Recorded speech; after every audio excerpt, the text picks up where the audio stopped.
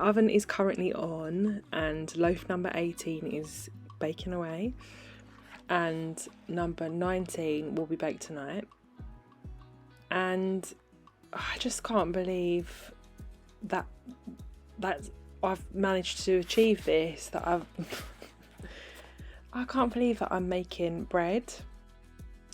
I seem to have just believed for a while now that certain things are too hard for me to achieve, that I'm not going to be able to do it. And I don't know why I've done that, but I feel like I see and listen to a lot of people making this and making that, and it just sounds too much. Like, I'm not going to be able to do it.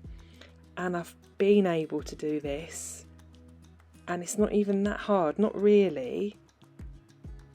And it's really good. Anyway, so yeah, I'm keeping an eye on my phone because I've got 3 minutes until I need to take the lid off of the Dutch oven. And I just can't believe it. I mean, who would have thought so much could have happened in the space of a few months? So I suppose this is the year that I'm going to do all of those things that I've convinced myself that I couldn't do or wouldn't be good at. I don't know why I did that. It includes making this video and putting it on YouTube as well. So have a look at this. I hope it inspires you. So this was my first and failed starter. I used seeded flour and I quickly regretted it.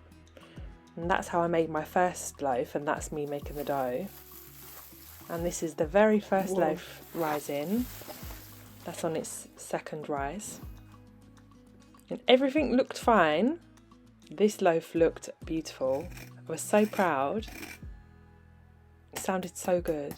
Don't know if you can hear that. The crust was absolutely perfect. However, it was wet inside. It was doughy.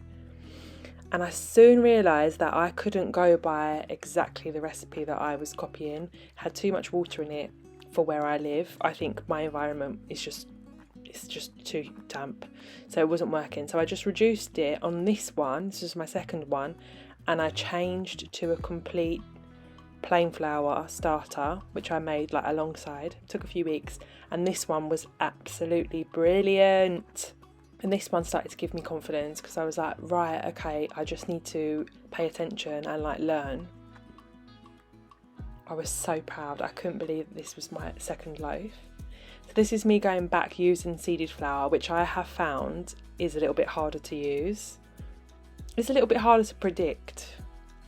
So in this like the first few weeks, I'm just making one at a time.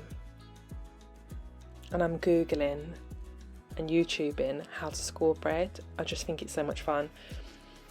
Sometimes I don't do like the details, and I'm only using a knife. A lot of people who do this have got these special scorers. I need to buy one of those. So this is when I started deciding, you know what, I've got the oven on. I'm going to start making in twos, and I'm going to start trying different measurements. I don't really like to go along with exactly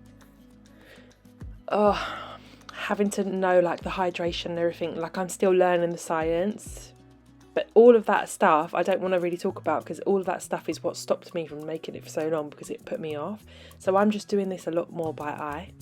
So here I'm just like, you can't really hear it because I've gone over this clip, but here I'm doing two different quantities of different flours, seeded, white, and I think at this point I started introducing rye flour, because there was a couple of things happening. One, the crust wasn't staying crunchy enough. It was really nice and crunchy when it came out, and then it was like softening up towards the evening, or like after like say 6-8 hours, the bread was too soft for my liking, and also it wasn't very sour. And then I read that if you introduce rye flour, even just a little bit, it's much more sour, which is true. And I also read if you start spraying, well, I'd seen this but I didn't know it was so important, if you want a good crust, you can like spray the bread as it's going in the Dutch oven, as you're about to put it in, and like trap it with the lid that's like a technical thing, like another element of this. But there, this one is white flour with a little bit of seeded, and I just think it's so beautiful. And a lot of people don't like it when like the bread cracks like that, kind of breaks the pattern. At this point, I'm just happy. I think this was loaf number 8. I'm just happy that this is edible and it looks half decent and it tastes really good. So we're going to accept that. We're going to just live with that.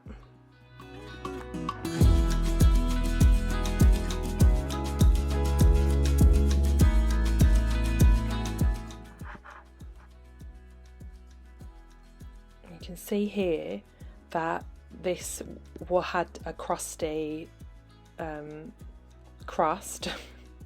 This one was crusty, but after a few hours, without doing the spray-in of water as it went in the oven, it goes soft. So if you like it to be more crispy, I suppose it's good not to do that if you like your bread to be softer, like if you've got kids and stuff. And so you'll see here, I definitely need a new bread knife, I think.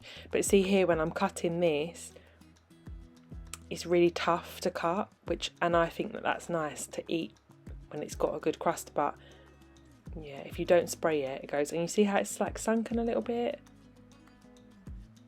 So yeah, 8th loaf, not bad, really delicious, probably the best tasting one so far at this point.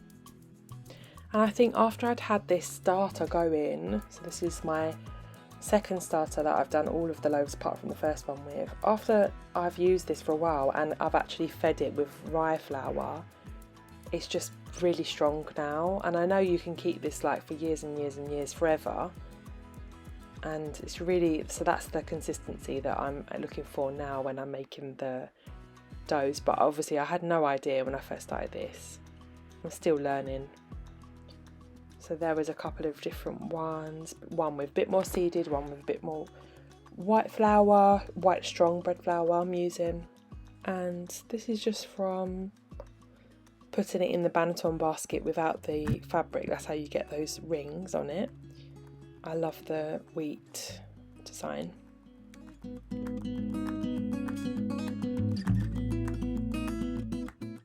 And this one here is so cute, the plaits. This is so easy to do. I again just watched YouTube, found someone who shows you how to do it, and I just think if I would have seen that before, I would have thought, oh my god, that's so difficult, but it's really not.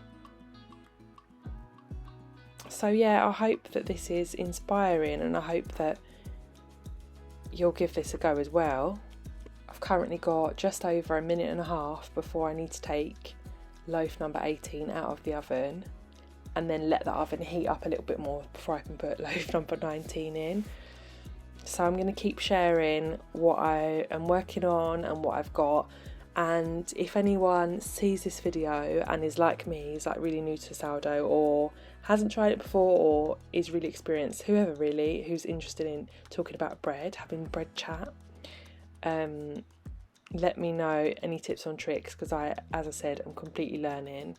I've had a few book recommendations, still haven't decided where to turn, but I'm loving this and I don't think there's any way of going back. So that's the only warning I've got, actually. Once you start making your own bread, you might not be able to go back. You might have to make it forevermore. Warning given. Bye guys, thanks for watching.